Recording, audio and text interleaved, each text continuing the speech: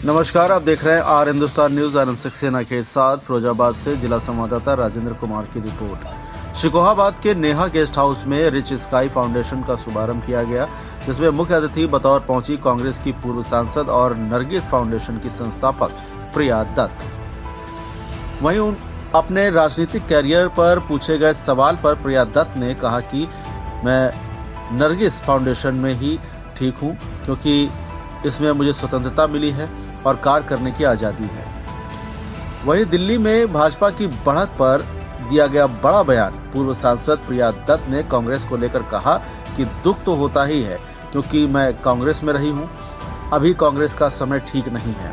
वहीं rich sky foundation की अध्यक्ष तनु यादव ने कहा कि मैं चाहती हूं महिला सशक्तिकरण बने, जैसे मैंने अच्छी एजुकेशन हासिल की, दिल्ली यूनिवर्सिटी में पढ़ी महिलाएं और भी आगे बढ़ें।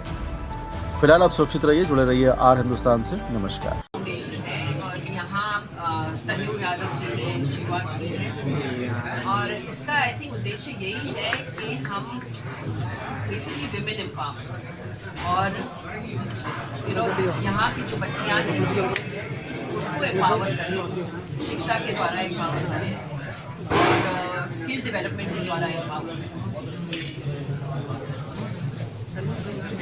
फर्स्ट यू हाँ जी।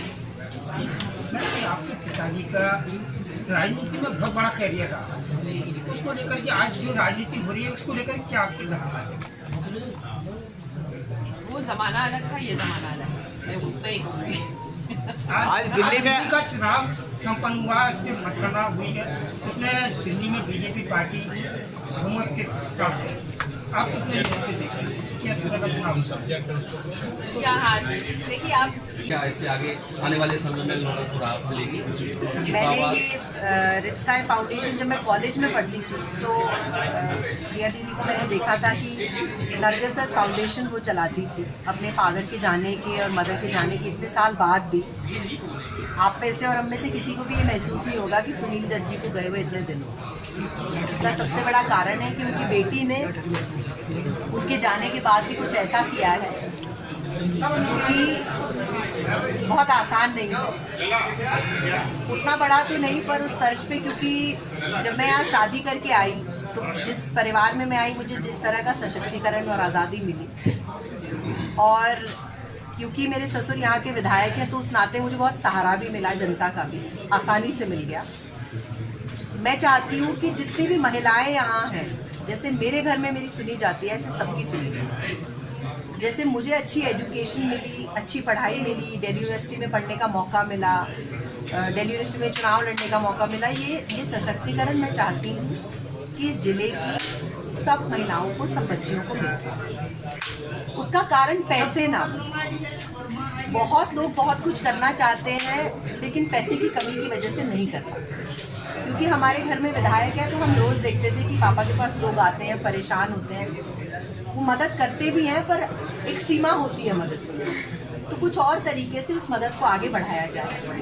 उसका रिजल्ट है कि ये फाउंडेशन हमने बनाई और प्रिया दीदी की इंस्पिरेशन से मुझे लगता है कि हम इसको बहुत अच्छे से सामाजिक के साथ क्या राजनीतिक हस्तक्षेप भी रहेगा? नहीं, बिल्कुल नहीं। इसका कोई साल का टारगेट वगैरह रखा जाएगा कि अपने बच्चे को हम शिक्षा देंगे या किस तरह का रहेगा? अभी हमने सोचा है, जैसे कल हम 11 लड़कियों की शादी करें, क्योंकि हमने फाउंडेशन लॉन्च की थी तो हमें एक प्रोग्राम उसका तुरंत में करना ही था।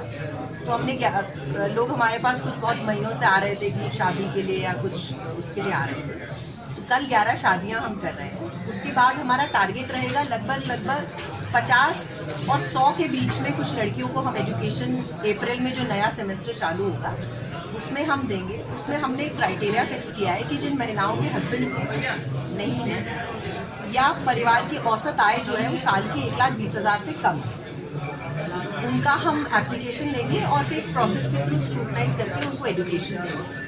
हम हेल्थ में भी काम करेंगे और जैसे दीदी ने कहा कि नरगिस दत्त फाउंडेशन के साथ मिलकर भी बहुत बार मैंने देखा है कि जैसे आपने टाटा मेमोरियल हॉस्पिटल का नाम लिया, यहाँ से बहुत सारे लोग जाते हैं जो इलाज के लिए वहाँ जाते हैं। कैंसर आज आपको पता है आजकल कितनी बड़ी प्रॉब्लम है और बहुत लोगों को हो रही है, तो उस नाते भी कुछ मेरे फादर लॉ की मदद से और कुछ दीदी की मदद से हम उनकी मदद करते हैं। यहाँ जैसे मेडिकल भी ना बहुत कुछ हो सकता है। अगर आप अर्ली डिटेक्शन की बात करें कैंसर को, किस तरह से हम